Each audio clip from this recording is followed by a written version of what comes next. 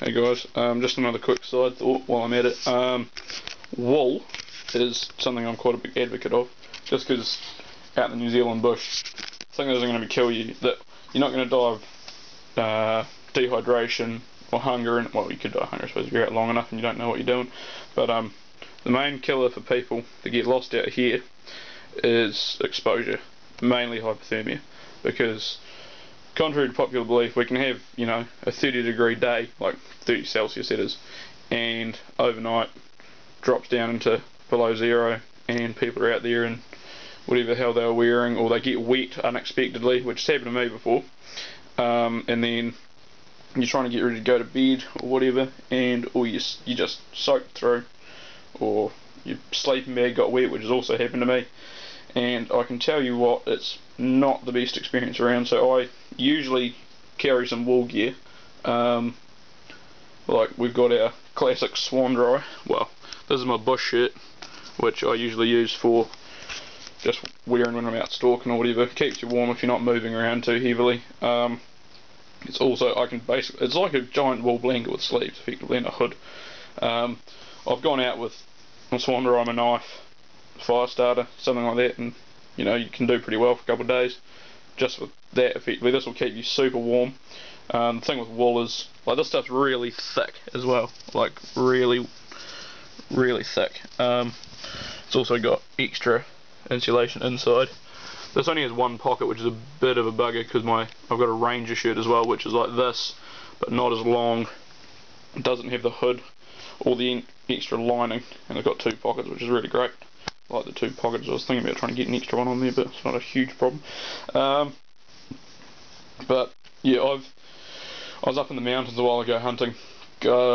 Forecast was good. Sort of didn't really worry too much about waterproof gear. It's supposed to be nice for a couple of days. Storm rolls over the mountain range I was on. Absolutely soaked me. That sleeping bag I've got just drying up, or well, not drying, but you know, just up there it's not in a compression bag, so I don't ruin the loft.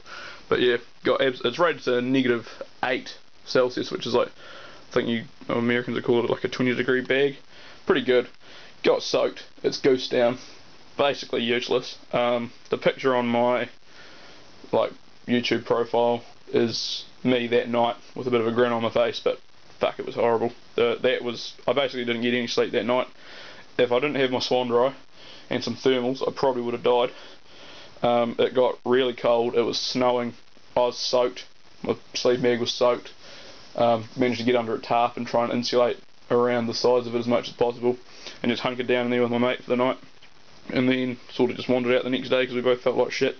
But yeah, it's one of those things that I don't really mind carrying the extra weight for something, or paying the extra money, because I think this was about 300 New Zealand dollars for my Swanndri, but this is a couple of years old and it looks new.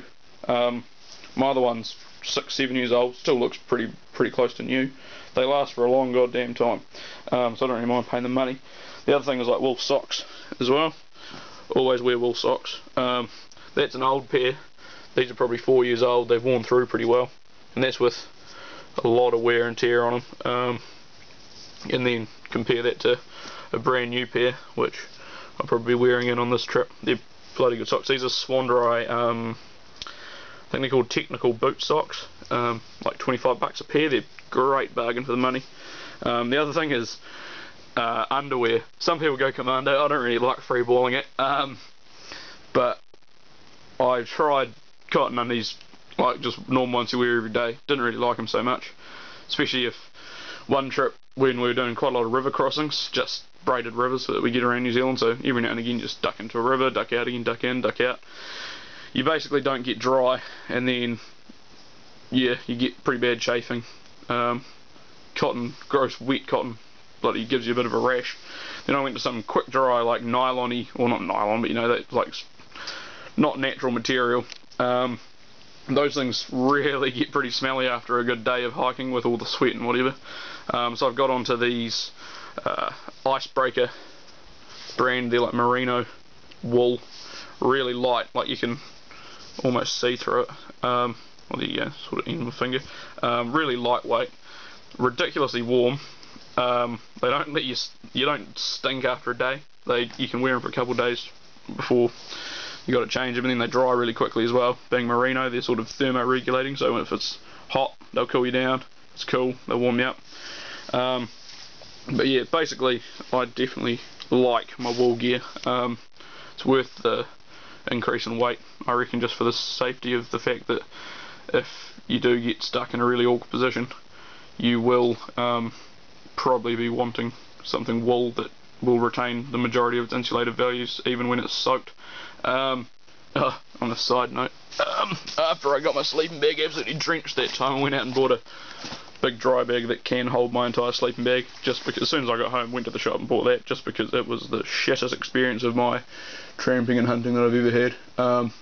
But yeah, possibly a thing to look into as well is maybe a good dry bag for your sleeping bag, or like a big heavy duty trash bag sort of thing, just to wrap it in anything basically to keep it dry.